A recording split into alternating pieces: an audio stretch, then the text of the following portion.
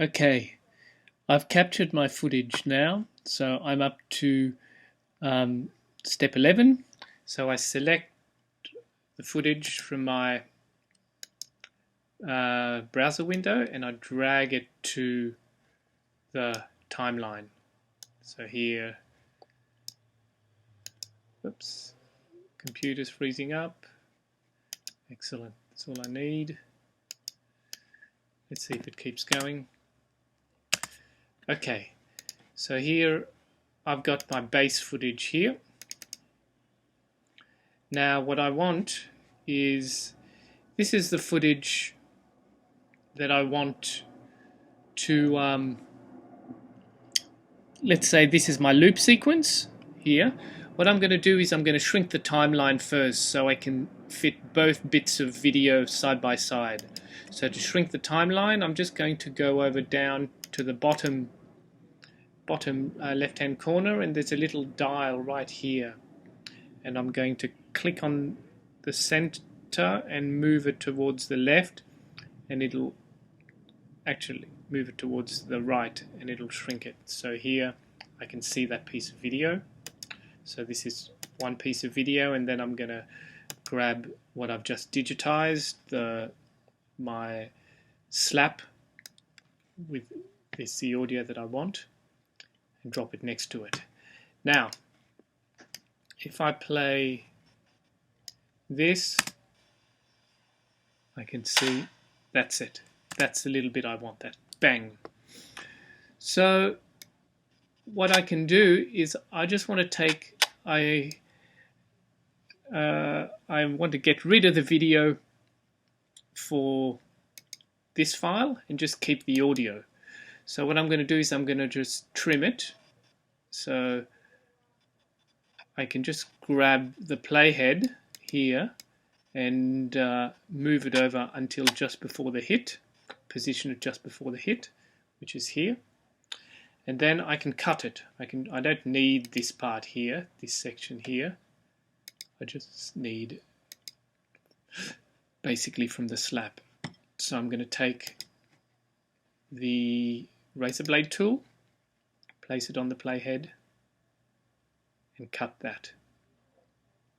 Bang. And then I'm going to press play on the space bar for it to play, and I'm going to stop it right after the slap.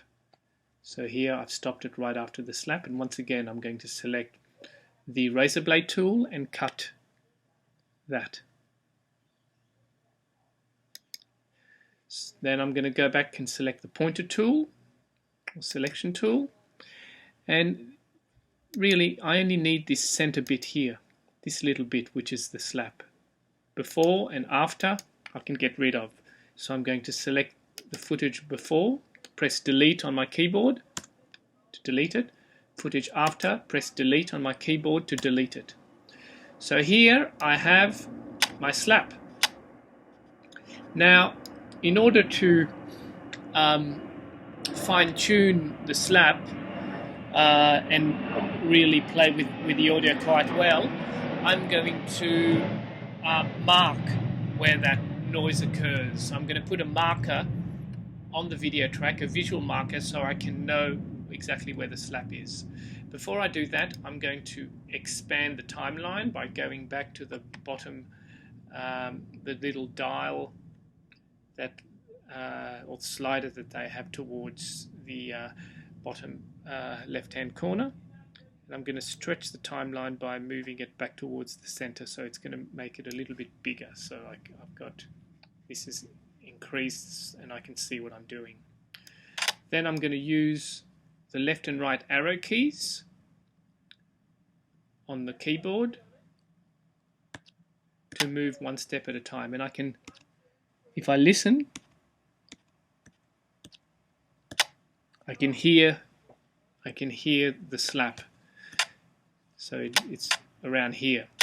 So I'm going to put it just before the slap, go back, then I'm going to select my footage so it changes color, it's been highlighted, and then press M on the keyboard. By pressing M, it will give me these markers.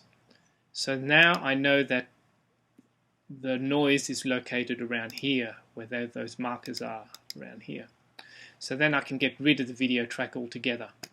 So to get rid of the video track, I hold down the Option key on my keyboard, which is 2 keys away from the space bar, either to the left or to the right. Hold down the Option key and click on just the top video track. Click.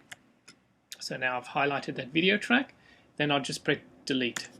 So now I just have this audio track with the marker, and then I'm just going to go back to my timeline and shrink it.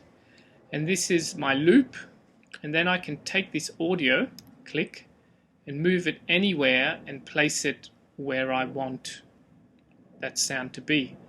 So in this case, let's say I'm going to place the sound right when she closes her eyes, here. So I'm going to stretch the timeline and then I'm going to just move the audio to where I want. Then I can just test it, move the playhead back a little bit, press play. Goes. Of course, this doesn't go as well as your setup. So there, I've done it. I've basically located a secondary piece of audio and over another video track. Now, with your video track, your loop track, you probably don't want the existing sound.